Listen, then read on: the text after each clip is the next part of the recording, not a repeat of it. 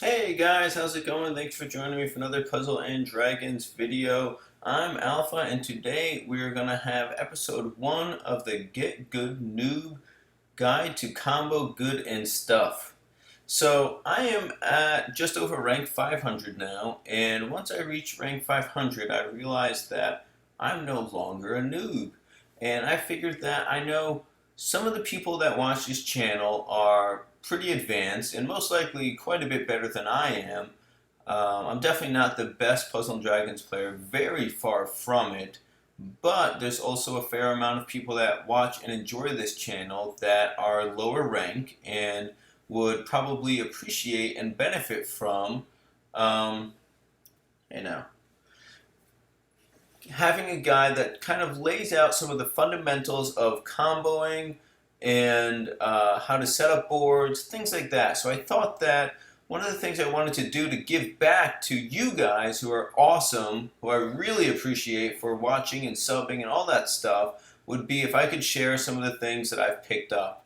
Now, this might be not the most fundamentally sound guide. I'm not saying that I know the best way. I'm just sharing how I have learned to do it. Okay, so first things first, tools of the trade. Stylus. If you guys don't have a stylus, I highly recommend it. I know that some of the top players play with their finger and do just fine, but I find that a stylus will really help me see the board as I'm doing my combos, and that's really essential for the style that I use for combos. So this is bamboo stylus, and it has replaceable tips. And the reason I got it is because it is quite a bit skinnier than the stylus that I was using, and the one I was using is a great starter stylus, and I would highly recommend people do it. It's called the Friendly Swede, as in like someone from Sweden. The Friendly Swede stylus, and you can find it on Amazon. I think it's like $9 for three or something like that. Maybe even less. It's not expensive, so I would highly recommend getting a stylus. Make sure it has a felt tip. You know, one that has a rubber tip is not going to work at all for pad. You cannot glide it over the glass of the phone smoothly. Okay, so we got our stylus. Now what we want to do is get our training ground set up. So what I did, let's take a look at my team here. This is my last spot, and I use this just for practice teams, just throwing stuff around, throwing around ideas, trying out different stuff. So I have a June Bride Sapdet, and she's level 5, nothing special at all, except if you look at her leader skill, orb move time plus 5 seconds. So that's very useful. The Halloween Sapdet has the same exact leader skill. You can also use the Dark Lilith evolution, has additional movement time. And other than that, you can use anyone that has time extends. You can see I'm stacking up everyone that has time extends here. So I've got Awoken Yomi, Raw Dragon, Christmas Kali, and Yomi Dragon. It is quite the motley crew to be led by June Bride Sapdet, but we are going to go ahead and storm the endless corridors.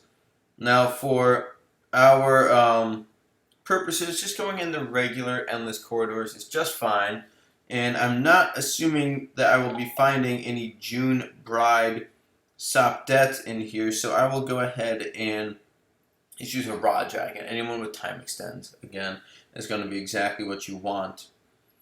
So, on the first episode here, all we want to do is understand the concept of moving orbs and shaping orbs. I find that a lot of what you do comes down to those two things. Shaping orbs for combos and moving orbs for the proper position on the board. So let's look at our board right here. This first episode is going to be very, very basic, and we're going to get deeper as we go. I don't know how many episodes this will end up being, but as long as I feel like I have something useful to say, I will keep them going. So if we look here, we have, a mass of fire orbs, we have some hearts, we have some lights, and we have some blues that are kind of spread around. So the one thing that you have to know is when you're moving an orb, you circle through it, clockwise or counterclockwise. Just because I'm a righty, for some reason I find it much more intuitive to go counterclockwise. I feel like I have better control, whatever it may be. But I mean that's more important when you're spinning orbs. When you're just moving orbs, obviously the direction it's going will determine what how they're moving. So let's say we wanted to get these dark orbs to connect. They're quite far from each other. So what I would want to do in this case, let's just say, just keeping everything else simple, we're just talking about moving here. We're going to take this water orb and we're going to go and make clockwise circles through the dark orb to move it over and then place it down. So first of all, you can see how ridiculously long the time to move I have here is. Let's go ahead and move that back. So that's pretty much movement. It is very simple. Very simple. Movement is just getting orbs to go into the right places you need them. So if we wanted to move our blues, and we'd go ahead and do that. Let's go ahead and make sure we don't match again.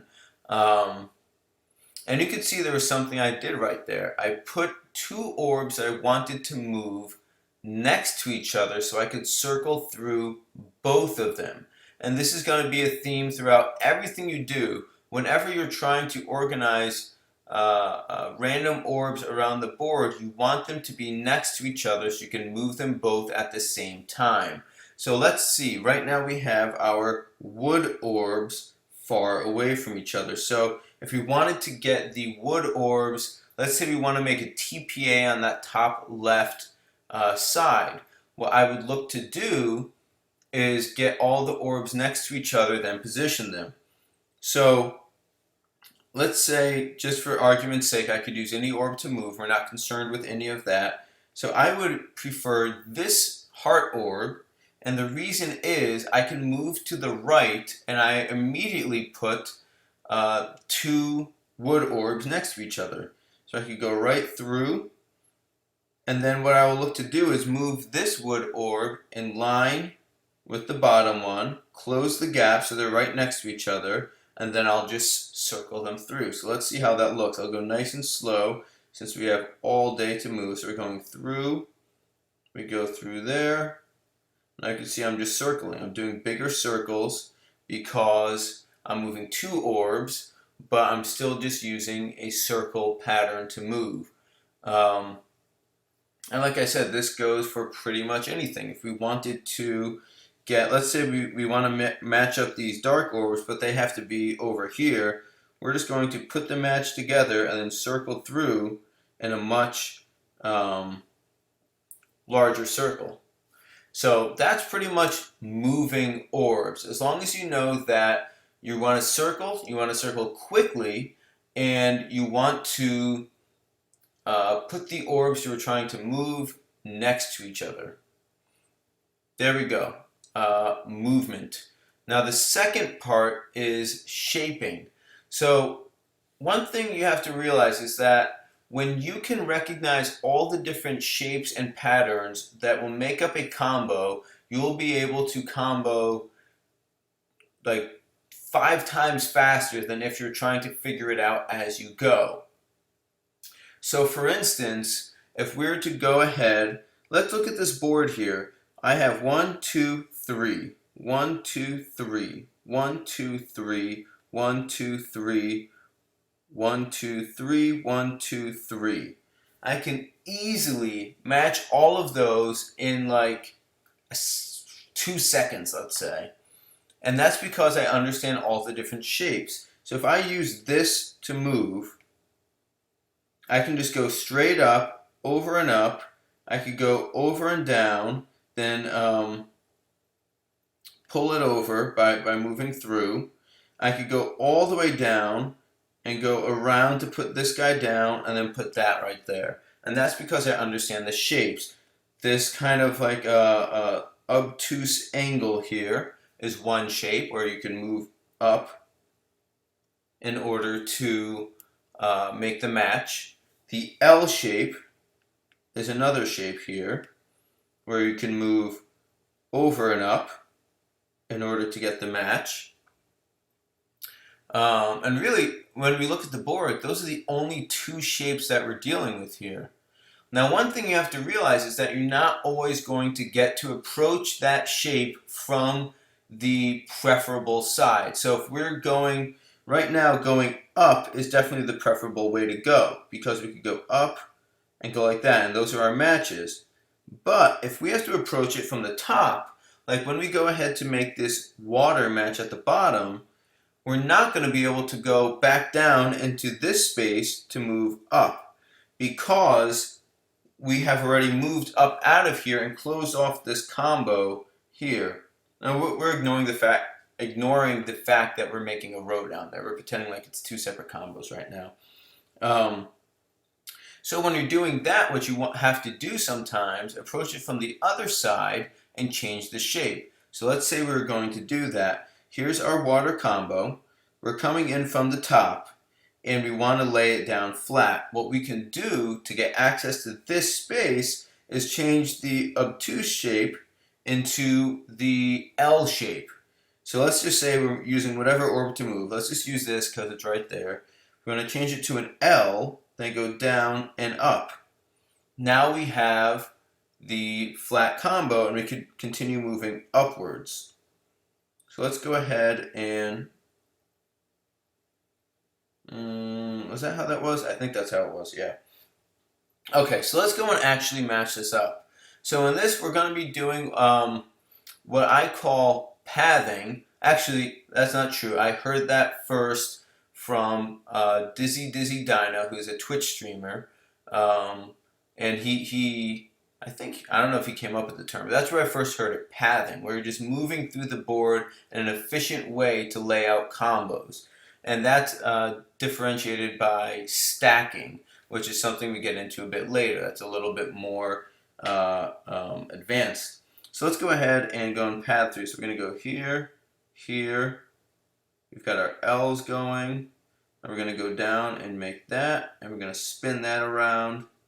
And there we go. Let's see if we go. Oh, we had enough time to go along and make another combo there. Okay, so that is basic pathing and understanding the shaping of the combo. So again, we could look at, and those are kind of like those are the basic shapes that you're going to run across. Of course, if you're using a board change, you might get combos that are already made for you, but they're in the wrong orientation. They might be vertical when you need them horizontal.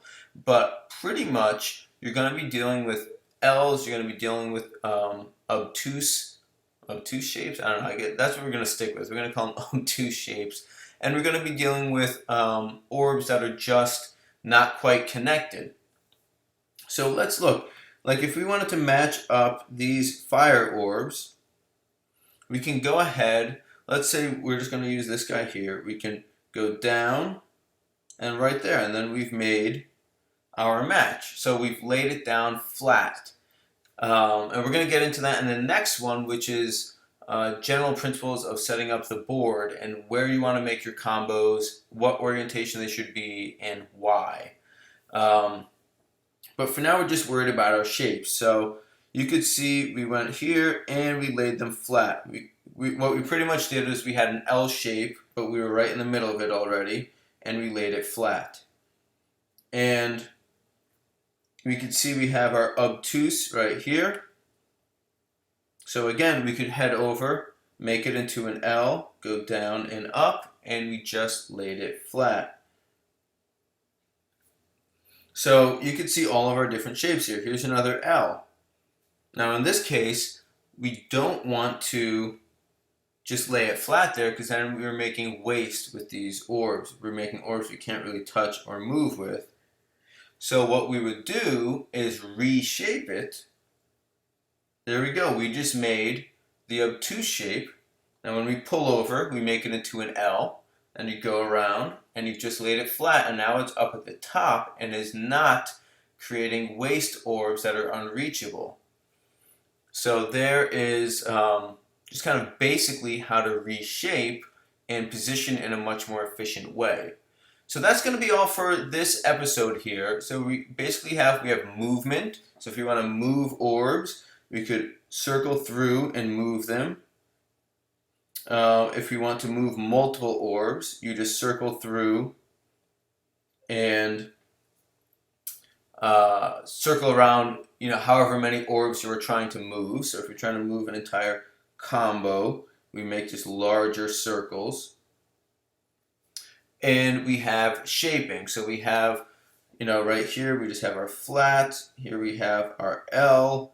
And we can go ahead and you start to see when you are making these shapes, you can start to see how different combos can come together, because all you're doing is creating those shapes, then laying them flat or vertical.